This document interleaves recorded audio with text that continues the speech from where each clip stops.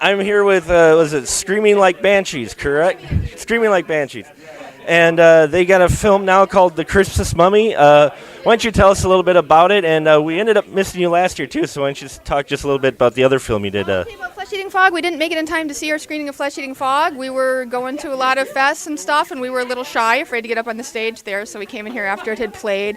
But Flesh Eating Fog was the monster movie that we made last year. It was like 8 kills in 13 minutes, including 2 kids and a dog. It was super fun.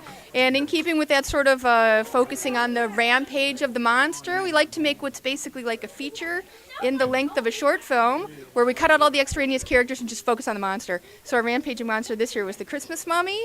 We thought a mummy was a creature that we could sort of like relate to, this sort of rotting, cursed abomination. I think we all can kind of relate a little bit to that. And yeah, just wanted to focus on the mummy. Didn't want to do a traditional Egyptian mummy because we like to use all of our friends, and none of our friends we thought could play an Egyptologist effectively. So we made it like a Victorian mummy from the twisted past of Wisconsin.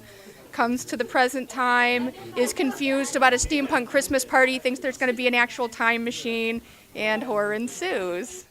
And now the costume, I loved the costume for the mummy. How did you come up with that? That had kind of the old, almost not quite, what am I trying to, Phantom of the Opera type of look to it. Yes, well, we had the 2 costumes when the mummy comes out of the time machine. It's like a slow motion time machine where he's just locked in a box.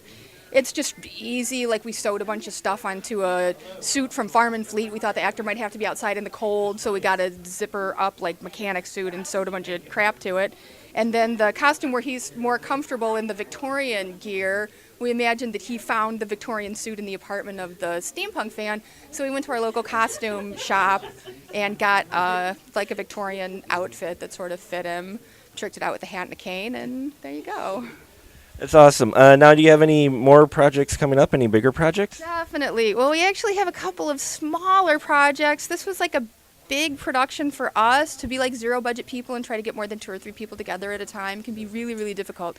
So we want to do a couple of really short, sweet little shorts, and then we have some bigger pieces, and we're hoping to eventually kind of string them all together into an anthology with like Wisconsin-centric, like local nightmares type of a thing. So we have a lot of films that we're kind of building up that backlog to make a feature. Well, awesome, man. We'll see you at Madison. I'll be there, so we'll definitely see you. So awesome.